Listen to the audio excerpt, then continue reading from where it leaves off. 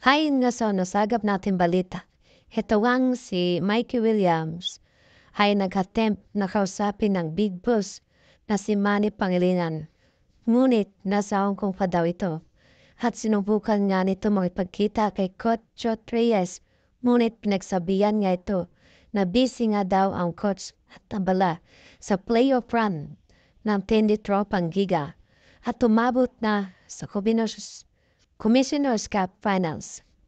Matapos nga daw ang isang buwan na pamamalagi dito sa Pilipinas at sa pagsubok makipag-ugnayan muli sa dating kupulan, ay nagpasya nga daw ang kampo ni Mikey Williams na bumalik na lang sa Los Angeles nang walang nakuwang buna sa pag-ipag-usap sana kay Manny Pangilinan at Coach Chot Reyes.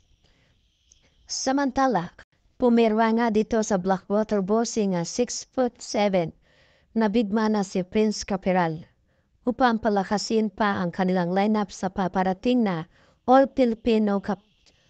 Huling pinaglaruan nga ni Prince Caperal ay sa Buanga Balintez at sana nga daw ito na ang kanilang hinahanap na midman makakalanganin nila ngayong PB 58th season.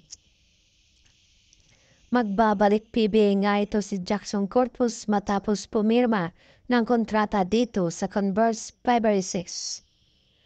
Nakabalik nga ito sa pamamagitan ng Converse Paresis matapos siyang palayain ng Magnolia Chicken Templados noong Agosto 2024 ang naging tahanan niya sa loob ng 4 na season.